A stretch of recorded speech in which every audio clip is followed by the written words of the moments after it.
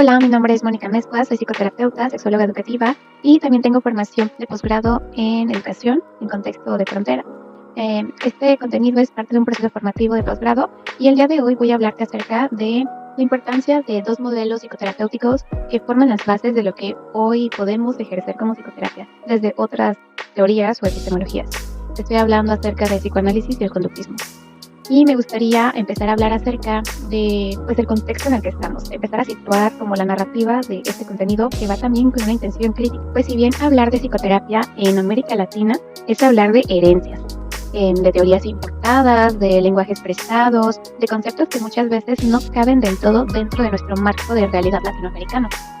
Por ejemplo, Freud y Skinner, los dos gigantes que marcaron el siglo XIX, siglo XX, diseñaron sus modelos en contextos donde el tiempo, el dinero y la subjetividad se medían muy diferente a como se medían en Latinoamérica, ya que aquí en nuestras fronteras el sufrimiento tiene otro ritmo, es decir, la sensación de sufrimiento, se parece mucho más a la supervivencia que a la neurosis, o que el hambre es más presente que un vacío existencial. Y bueno, el psicoanálisis, con su apuesta al inconsciente, el deseo y la palabra, ofreció una revolución interior que nos enseñó a escuchar lo no dicho, a entender que la mente no es un espejo transparente, sino una red de símbolos y heridas.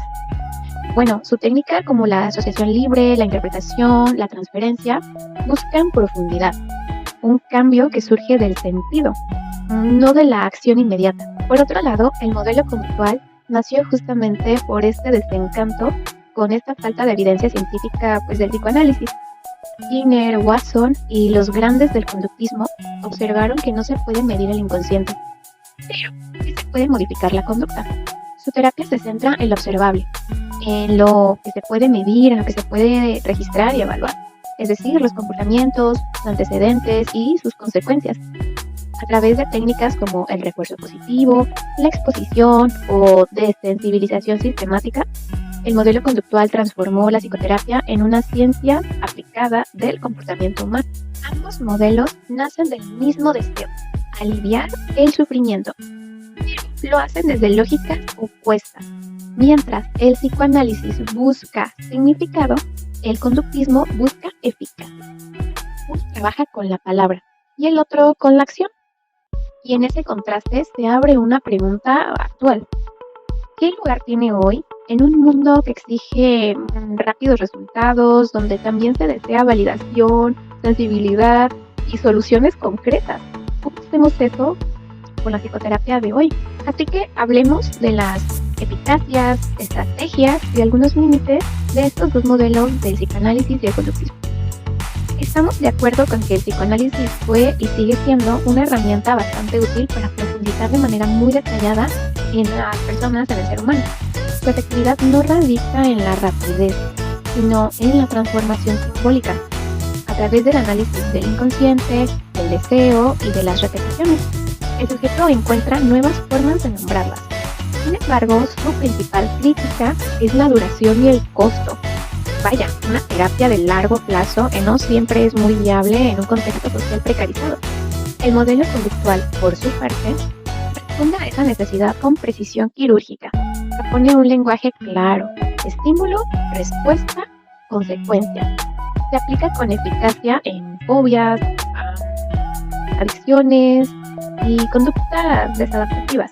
En Latinoamérica, donde las instituciones públicas requieren intervenciones más medibles, cuantificables, numéricas para las estadísticas del gobierno, este enfoque conductual ha sido bastante útil en el sentido numérico, pero también tiene un costo este tipo de enfoque, ya que al centrarse solamente en lo que es observable, puede volverse algo ciego sobre algunas dinámicas sociales, contextos, lo simbólico, lo subjetivo dentro de lo que sostiene una conducta.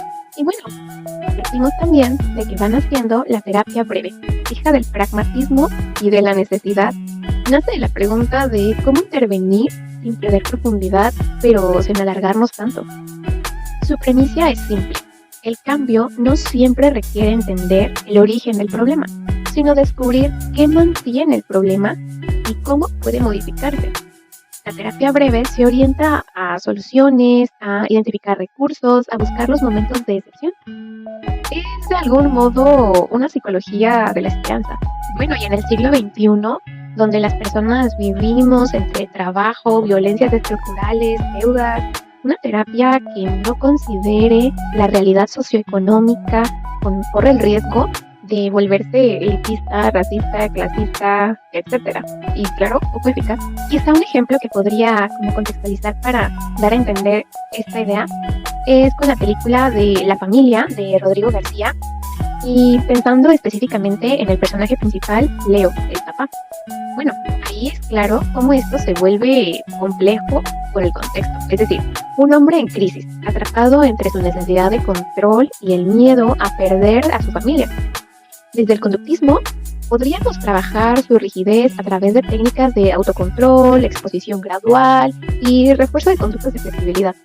Desde el psicoanálisis, podríamos indagar la función inconsciente del control, el miedo al abandono, la herida del padre autoritario, la herencia de esta misma conducta, el mandato de ser el que sostiene.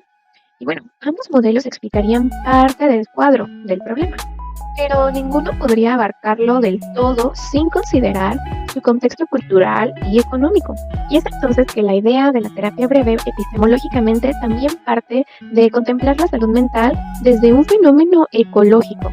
La salud mental no ocurre en el vacío, no nace en la mente, sino en el contexto. La depresión, la ansiedad, el estrés crónico o la violencia no pueden entenderse como problemas individuales cuando están anclados a estructuras colectivas de precariedad y desigualdad. Es aquí que el modelo ecológico de la salud mental se vuelve fundamental. La persona es parte de un sistema de relaciones. La familia, la comunidad, la cultura, la política, y cada nivel influye en su bienestar. El psicoanálisis nos da el mapa interior, pero el contexto nos da el terreno. El conductismo nos da la acción, pero el entorno determina hacia dónde hay que dirigir esa acción. En palabras de Hugo Chávez en el 2006, el capitalismo no solo roba la riqueza, roba también el alma de los pueblos. Nos enseña a competir, no a cooperar, a consumir, no a sentir. Esta cita resume lo que vemos hoy en la clínica. Sujetos cansados, culpables por no ser productivos, sintiéndose culpables por descansar, tratando de resolverlo con terapia, lo que el sistema les impone como una carga estructural. La psicoterapia, sin un análisis político, corre el riesgo de reforzar la ideología neoliberal del tú puedes solo o sola. Como señala Weiner, la salud mental no puede reducirse a la autoestima.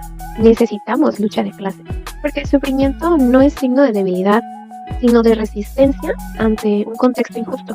Por eso, entender la salud mental como un fenómeno ecológico, es decir, social, cultural, económico, político, no es solo una opción teórica, es una posición ética. Y si revisamos nuestra propia historia desde ser un país colonizado y nuestra salud mental, bueno, la colonización de América Latina no solo impuso sistemas políticos y religiosos, sino también formas de pensar y sentir.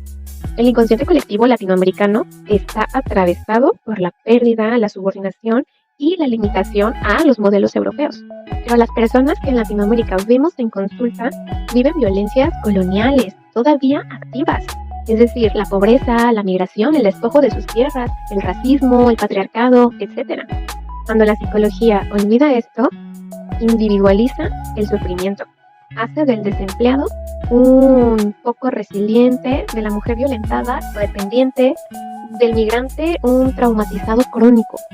Aquí la psicoterapia se convierte en cómplice del sistema, un discurso fascista, propaganda fascista, porque traslada la culpa del poder al individuo, al oprimido, a la oprimida.